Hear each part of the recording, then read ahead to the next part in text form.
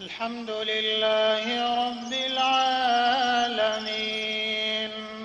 الرحمن الرحيم مالك يوم الدين إياك نعبد وإياك نستعين اهدنا الصراط المستقيم صراط الذين أنعمت عليهم غير المغضوب عليهم ولا الضالين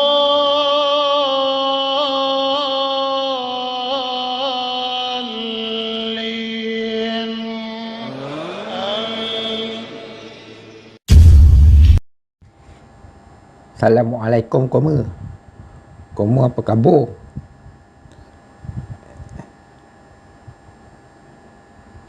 Mika nak cerita ni. Mika 20 tahun lepas. Mika mimpi jumpa baginda Rasulullah SAW. Mika ingat lagi malam tu, malam bulan Ramadan. Mika solat tarawih. Mika baca surah Al-Ikhlas banyak kali dekat masjid. Lepas tu Mika mimpi jumpa baginda Rasulullah SAW.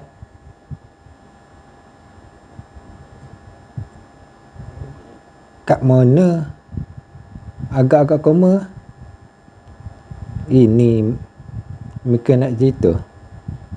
Mika mimpi jumpa dekat Masjid Kubang Buaya, Berterus, Pulau Pinang. Mika ingat lagi masa tu Mika rasa macam Mika dah mati. Kemudian dalam kubur tu ada satu lubang. Lubang tu Mika rasa pulang besar. Macam ada orang gudi. Pulang besar, pulang besar, pulang besar, pulang besar, pulang besar, pulang besar. Sampai Mika bangun. Mika pergi ke lubang tu. Mika lihat kiri kanan ada pokok bunga cantik-cantik. Kemudian Mika sampai dekat mimbar Masjid Kubang Buaya Berterus, Pulau Pinang tu. Masa tu Mika nampak 4 orang manusia. Tapi Mika tak perasan siapa. Tapi apabila Mika lihat manusia yang pertama tu, dalam hati Mika merasakan manusia tu manusia agung baginda Rasulullah SAW. Dan belakang tu 3 orang tu sahabat-sahabatnya, Sayyidina Umar, Sayyidina Osman dan Sayyidina Ali. Dalam lihat-lihat muka para sahabat tu, kelihatan Sayyidina Osman sangat tinggi, tegap badannya dan tinggi orangnya. Sayyidina Ali sederhana, dan Sayyidina Abu Bakar sama tinggi, lebih kurang dengan baginda Rasulullah SAW. Dan Mika lihat dengan jelas wajah baginda Rasulullah SAW. Wajahnya saling tak tumpah. Ada iras-iras seperti Habib Syekh Abdul Qadir Al-Sagaf yang selalu berselawat dengan lagu nasyid Ya Hanana, Ya Hanana, Ya Hanana tu, dari Indonesia. Mika rasa pelik. Mika menangis. Mika datang ke depan mimbar Masjid Kubang Buaya. Dan Mika terkejut melihat manusia yang agung berada di hadapan Mika. Dan baginda Rasulullah SAW menghulurkan tangan pada Mika. Mika sambut tangan baginda Rasulullah SAW. Mika cium tangan baginda Rasulullah SAW. Kemudian tiba-tiba Mika terdengar isteri Mika panggil untuk bersahur. Itulah saja cerita Mika 20 tahun lepas masa bulan Ramadan di rumah mak mertua Mika. Allahu Akbar, Allahu Akbar, Allahu Akbar walillahil hamd. Ya Allah, ya Rahman, ya Rahim, ya Rabbil Alamin.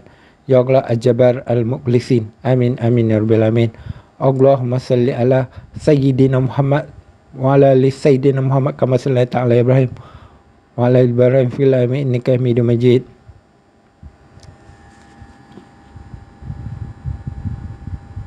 Bismillahirrahmanirrahim. Ar-Rahman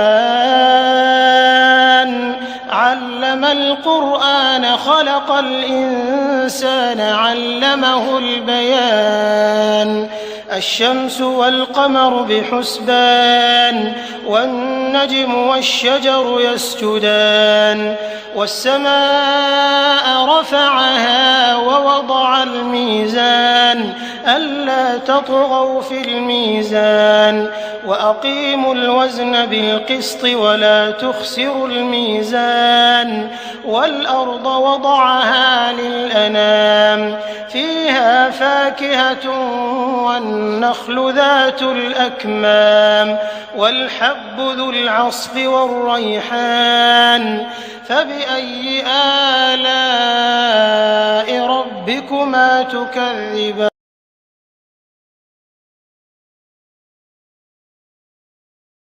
Yang berasal dari negeri Kelantan.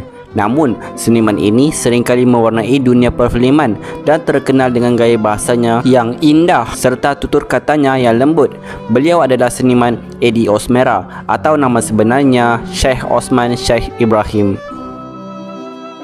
Eddie Osmera dilahirkan pada tahun 1943 di Kampung Bunut Payung, Kota Baru, Kelantan.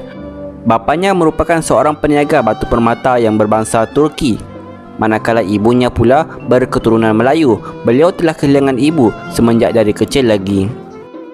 Jika dilihat aksinya dalam setiap persembahan dalam dunia lakonan, beliau berada di kelas yang tersendiri yang meletakkannya sebagai seorang pelakon yang berkaliber. Ini kerana jika dilihat kebanyakan filem lakonannya seolah-olah menggambarkan kepribadian yang sebenar. Eddie Osmera dilihat bukan sahaja menumpukan kepada kerjaya lakonannya semata-mata, tetapi beliau juga lebih menumpukan kepada soal agama dan ibadahnya, terutama ketika di saat-saat akhir hayatnya. Seniman ini dilihat mempunyai raut wajah yang agak serius, namun di kalangan rakan-rakannya, beliau lebih dikenali sebagai pemuda yang agak pendiam, sehinggakan apabila bertemu dengan orang ramai, beliau memang tidak banyak bercakap. Tetapi beliau juga amat peramah dengan orang lain. Bagi sesiapa yang pernah menemuinya, pasti dapat melihat perilakunya yang amat sopan dan tutur katanya yang teratur sama seperti di dalam filem.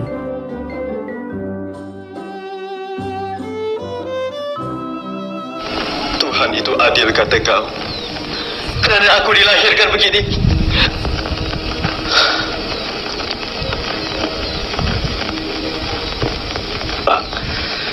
Sungguh pun abang dilahirkan begini. Abang tak harus merasa rendah diri dan berputus asa. Mungkin abang ada sesuatu keistimewaan yang tak ada pada diri orang lain. Beliau memulakan kerjayanya dalam bidang seni lakonan ini bermula pada tahun 1964 dengan membintangi filem Panglima Besi arahan Allahyarham M. Amin. Sepanjang penglibatannya dalam dunia lakonan, kerjaya seninya banyak dikembangkan oleh pengarah dan juga pelakon seperti Datuk Jamil Sulong, Omar Rozik, S. Kadarisman dan banyak lagi. Malah, beliau juga pernah mendapat bimbingan dan membintangi filem-filem arahan pengarah terkenal seperti P. Ramlee, Aziz Sattar, Jin Samsudin dan banyak lagi.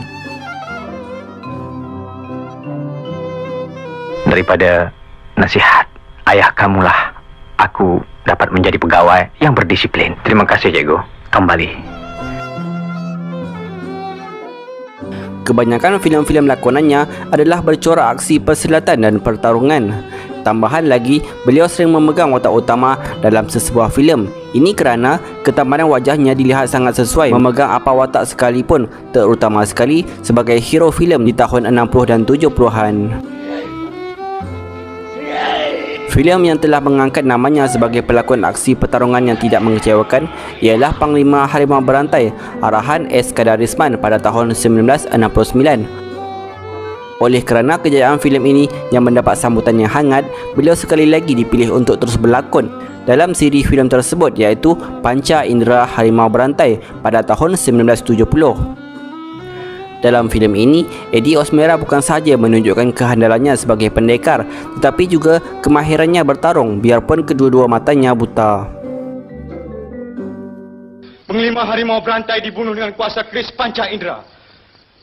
Tidak dengan kependekaranmu, Pincang. Aku hanya seorang danda buta. Tak sanggupkah kau menentang aku? Maukah kau disebut pendekar dayus? Baik, aku tentang kau dengan tidak menggunakan kekuasaan keris ini. Hish, hish, hish, hish. Jangan khawatir, kulitmu tak luka. Hanya bajumu saja pincang.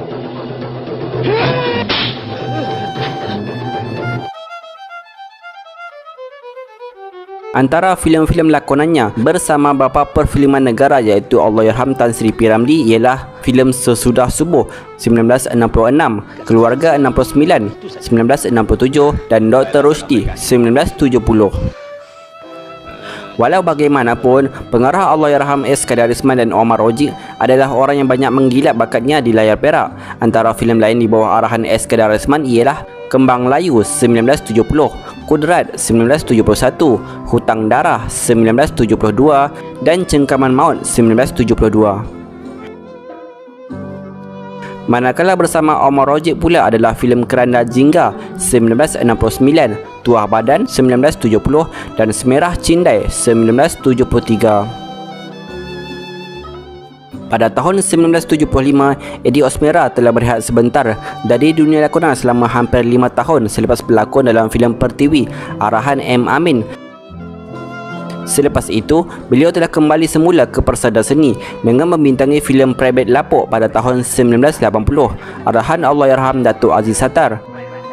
Beliau terus bergiat aktif dalam dunia lakonan dengan membintangi filem Raja Laut pada tahun berikutnya, dan setahun kemudian beliau mula mengarahkan filem pertamanya yang berjudul Ribut di Hujung Senja 1982.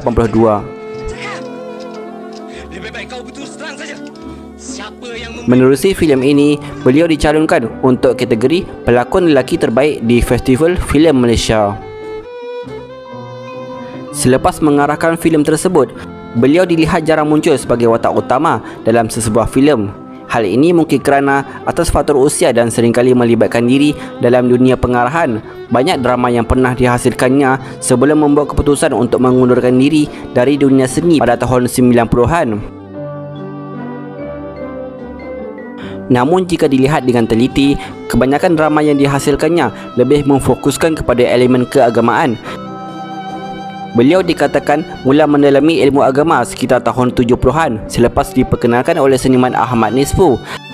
Antara drama tempatan yang melibatkannya adalah Kuala Lumpur, arahan Arif Karmahani, Lain Jalan ke Mekah, Sesat Dalam Cahaya dan Cili Padi. Drama arahannya pula berjudul Malam 7 Likur, Hormat Terakhir dan drama Al-Mahdi yang ditayangkan di TV3.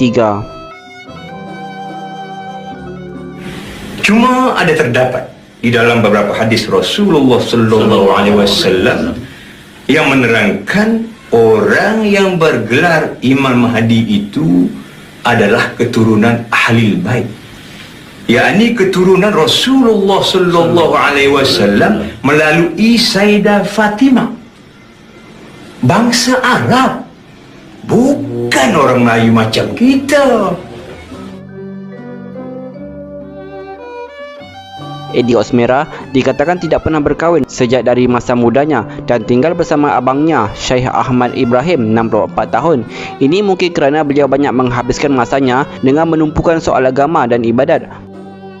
Malah di akhir hayatnya, beliau sudah tidak banyak berlakon lagi kerana mungkin telah datangnya kesedaran agama yang amat mendalam sehingga kan di depan rumahnya diletakkan 2 batu nisan semata-mata mengingatkan beliau tentang kematian. Di samping itu, Eddie Osmera juga aktif dalam kegiatan dakwah sepanjang bergelar anak seni. Inilah matlamat hidup seorang insan seni yang bergelar pelakon, sebagai pelakon yang bukan sahaja menumpukan kepada kerjaya lakonannya, tetapi lebih dari itu, beliau juga lebih menumpukan kepada hal-hal keagamaan dan ibadat. Maka hal inilah yang berlaku ketika dia di saat-saat akhir hayatnya. Allahyarham Syekh Osman Syekh Ibrahim 63 tahun menghembuskan nafasnya ketika berehat bersendirian di dalam biliknya pada jam 2 petang di kediamannya di Kampung Laksmana Batu Cave pada tanggal 2 Januari 2005. Allahyarham meninggal dunia kerana sakit jantung 2 minggu selepas dibenarkan keluar dari Institut Jantung Negara IJN Kuala Lumpur selepas sebulan menerima rawatan di institut berkenaan. Jenazah Allahyarham disembahyangkan di kediamannya sebelum dikebumikan di tanah perkuburan Islam Sungai Tua Batu Cave kira-kira jam 7 malam. Antara rakan artis yang menziarahi jenazah di kediamannya ialah pengarah filem Datuk Yusof Aslam dan Yusuf Kelana, pelakon M. Rajoli serta wartawan veteran Aimi Jar. Semoga Allah menjujuri rahmat ke atas rohnya. Al-Fatihah.